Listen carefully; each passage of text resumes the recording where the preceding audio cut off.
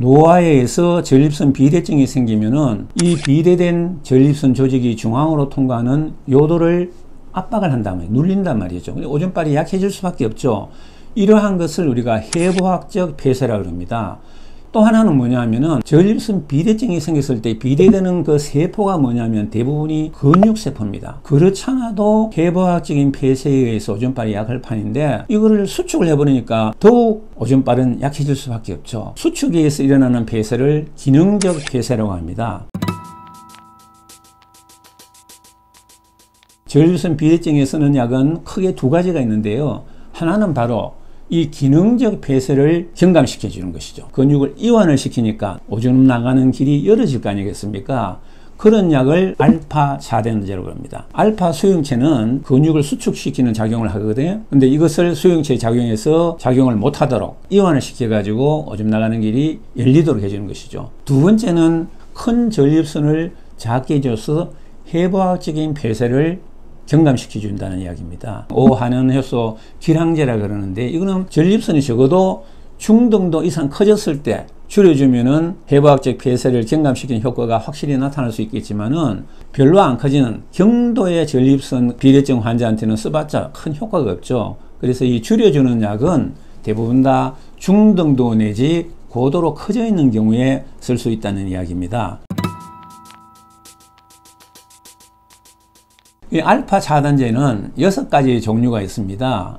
테라조신이 제일 먼저 나왔고 알프조신, 독사조신, 탐수로신 등등 6가지가 있는데요. 이름은 다 다르지만은 실제로는 같은 약이에요. 그러니까 일반인들은 그걸 잘 모르잖아요. 그래서 웬 약이 이렇게 많으냐 이렇게 이야기하시지만 사실은 6가지 종류밖에 없다는 이야기고요. 가장 많이 호소하는 부작용이 바로 현기증입니다. 가만히 앉아 있을 때나 일상생활할 때 돌아다닐 때는 괜찮아요. 앉았다가 갑자기 일었을 때 어지럼증이 일어날 수 있다는 이야기입니다.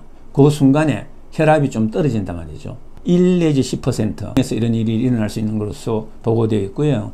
그 다음에 머리가 아픈 거 5 내지 15%에서 발생하고 그 다음에 피로감이 한 10% 내외로 발생할 수 있습니다. 알파 차단제도 두 가지 종류가 있어요. 하나는 선택적 알파 차단제고 다른 하나는 비선택적 알파 차단제입니다. 비선택적이라는 이야기는 그 약의 작용이 전립선에만 작용하는 것이 아니고 다른 장기에도 많이 작용한다는 이야기입니다. 그러나 선택적 알파 차단제는 전립선에 선택적으로 많이 작용하기 때문에 전신 부작용이 비선택적 차단제보다는 적게 일어난다는 이야기죠. 선택적이든 비선택적이든 대체로 봤을 때 약을 써가지고 처음에는 현기증이 나타나더라도 한 수주 지나다 보면은 몸이 적응을 해서 현기증이 사라지는 경우가 대부분입니다. 비선택적 약을 썼는데 현기증이 계속된다 그럴 때는 선택적 약을 바꿔 봐야 되겠죠.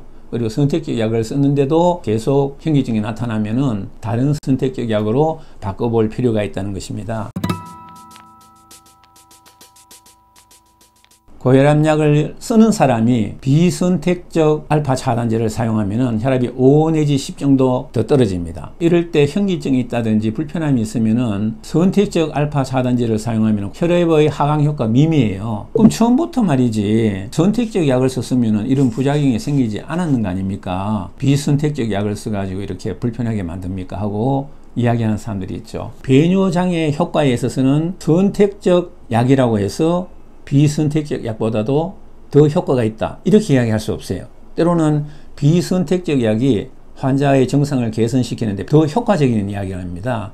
때문에 우리가 비선택적 알파 차단제도 널리 이용되고 있다는 것입니다. 도표를 보면서 설명을 드리겠습니다. 피부의 알레르기 반응이라는 것은 모든 약에 마찬가지겠지만은 뇌에 작용해 가지고 두통이라든지 졸음, 신경과민, 불안초조, 어지럼증, 균형감각 이상, 우울증, 불안증, 그 다음에 이 순환기계에 작용해 가지고 어지러워서 넘어진다든지 실신한다든지 맥박이 빠르게 뛴다든지 혈압이 떨어진다든지 어떤 사람도 혈압이 상승하는 사람도 있어요. 소화기계로서는 메시껍다든지 배가 아프다든지 복부 팽만감이 있다든지 밥맛이 떨어진다든지 입이 마르다든지 변비가 생기고 또 어떤 사람은 설사가 생기고 호흡기계는 이제 대표적인 것이 호흡곤란, 기침이 증가된다든지 이런 것들이 있을 수 있고, 비뇨생식계도 보십시오. 발기장애를 일으킬 수 있고, 지속 발기증을 일으키는 사람도 있고, 역사증이 나타날 수 있고, 또 약에 따라서는 콩팥 기능을 장애해요. 때문에 신장 기능이 나쁜 사람들은 의사한테 미리 이야기해가지고 주의를 시켜야 된다는 이야기입니다. 근골격계에도 작용해가지고 허리가 아프다든지 가슴이 아프다든지 손이나 어깨가 저리다든지 이 모든 것들이 전립선 치료제의 부작용으로 나타날 수 있다는 이야기고요. 내가 없던 증상이 나타났으면 그것이